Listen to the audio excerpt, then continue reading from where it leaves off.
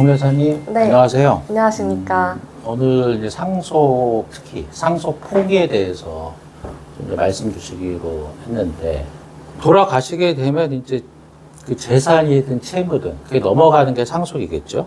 근데 이제 보통 재산만 생각하시는데 채무도 같이 상속이 되는 거 아닙니까? 그쵸. 근데 이제 그 채무가 많으면 우리 부인이 돌아가셨는데 빚이 너무 많다 이러면 이제 이거 벗어나야 될 텐데 이런 생각을 하실 수밖에 없고. 그쵸. 그때 이제 생각해야 되는 게 상속 포기인 것 같은데, 네. 상속 포기에 대해서 좀 설명을 해주시죠.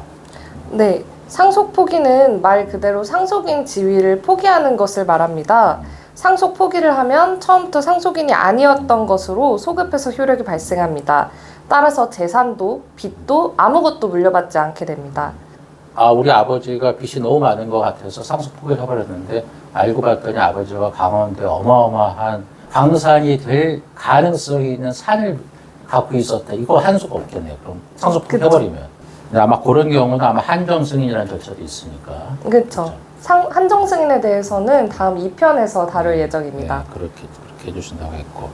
일단 상속이 개시된다. 상속 개시라는 건 이제 피상속이 돌아가시는 거. 그쵸. 상속이 개시라고 하는데. 그렇게 이제 돌아가시게 되면 누가 물려받게 되나요? 그 순위를 조금 설명해 주시겠습니까? 네, 이제 물려받게 되시는 분들은 크게 말하면 배우자, 자녀, 그리고 이제 돌아가신 분의 부모님, 그 다음에 형제자매, 그 다음에 사촌 이내의 반계 혈족이라고 할 수 있겠는데요. 자녀가 맨 처음 상속받고, 그 다음 부모님, 형제자매, 그 사촌 이내의 혈족 이 순으로 가게 됩니다. 근데 여기에서 주의하셔야 될 점은 배우자 같은 경우에는 자녀와도 동순위, 그리고 부모님만 계실 때에도 동순위 이렇게 됩니다. 그래서 예를 들어서 만약에 돌아가신 분의 아들, 딸이 있고 할머니, 할아버지, 그리고 배우자 이렇게 있었을 때 배우자, 그리고 아들, 딸 이렇게 세 분이서 동순위 상속인이 되십니다. 그러니까 이제 아이가 생기고 나면은 그 배우자랑 이제 아이들이 상속을 하게 되는 거고. 그쵸. 아이가 생기기 전이라면은 이제 부모님이랑 배우자가 상속을 하게 되는 거고. 네, 맞습니다. 근데 이제 아이도 없고 부모님도 없고 할아버지 할머니도 없다. 이렇게 되면은 이제 형제 자매로 넘어가는데 네네. 형제 자매는 있지만 배우자가 있는 경우에 형제 자매는 이제 제끼고 그쵸. 배우자가 이제 단독 상속하게 된다. 네, 이렇게 그렇습니다. 이해하면 되겠네요. 그러니까 직계 존속이나 직계 비속. 이제 직계 비속이 1순위, 직계 존속이 2순위, 형제 자매가 3순위, 4순위가 사촌인의 반계 혈족인데 2순위까지는 이제 배우자가 같이 상속하고 네. 3순위 이후부터는 배우자가 있는 경우에는 배우자가 상속하는 거다. 오늘 상속 그 포기를 할 적에 주의해야 될 점이 뭐 있나요? 상속 포기를 할 때 이제 가장 첫 번째로 기간과 절차가 중요할 것 같은데요. 상속 포기는 민법 1019조 제1항에 따라서 상속 개시 있음. 그러니까 이제 가족분께서 돌아가신 다음으로부터 그걸 안 날로부터 3개월 이내에 가정법원에 신고하셔야 됩니다. 이 기간을 놓치면 단순 승인한 것으로 간주되어서 모든 채무, 그러니까 빚을 떠안게 되실 수 있습니다. 만약에 공동상속이나 아까 말씀하신 대로 예를 들어서 아이가 셋이 있고 배우자가 있는데 그러니까 공동상속인이 4사람이 되겠죠 그러면. 네네. 근데 이제 막내가 잘 연락이 안 돼요. 네네. 해외에 있고 뭐 걔 인감증명서 떼기도 좀 바쁘고 하다 보니까 다른 3사람은 상속 포기서를 냈는데 그 막내는 상속 포기서가 안 들어갔어요. 네네. 그럼 어떻게 됩니까? 근데 그럼 막내가 모든 빚을 떠안게 되는 거죠. 막내가. 네. 상속 포기를 할 때 가장 중요한 점 중에 또 하나는 일부 상속인들만 상속 포기를 하면 상속분은 다른 상속인에게 넘어간다는 점입니다. 그래서 빚이 많은 경우에는 상속인 전원이 함께 포기하시는 것이 굉장히 중요할 것 같습니다. 한 명이라도 빠지면 그 사람에게 빚이 고스란히 넘어가는 거죠. 그렇군요. 그러면 그 케이스에서 이제 안 되겠다 해가지고 미국에 유학 중인 막내한테 연락해서 걔한테 서류를 다 받을 수 있도록 그렇게 조치를 취해가지고 4사람이 다 상속 포기를 했습니다.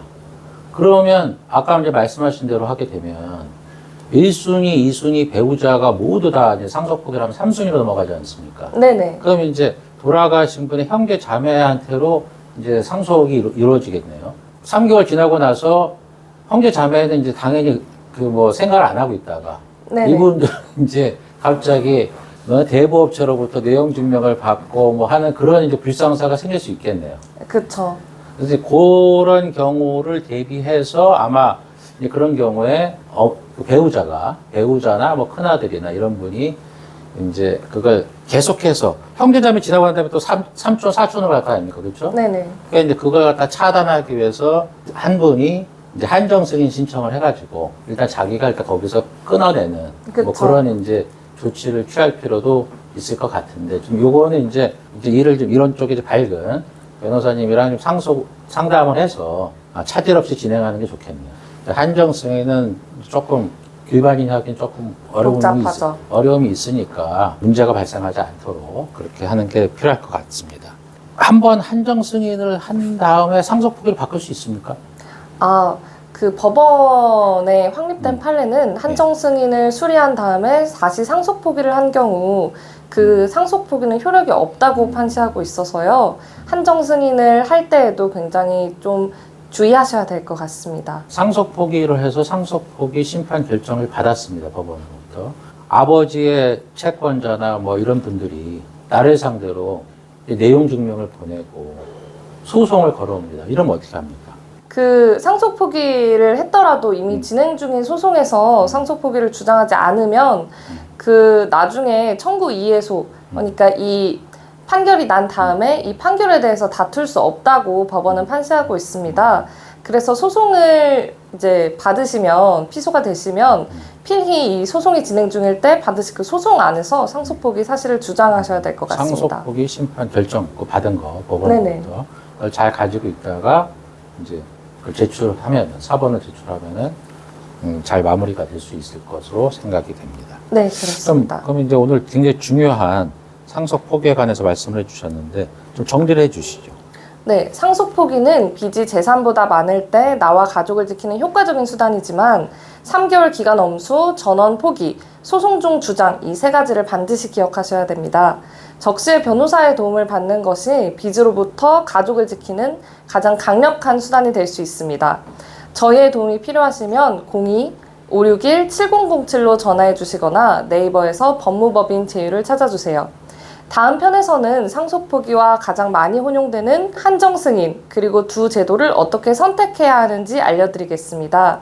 오늘 영상이 유익하셨다면 댓글과 좋아요, 구독, 알림 설정까지 부탁드리겠습니다. 감사합니다. 안녕.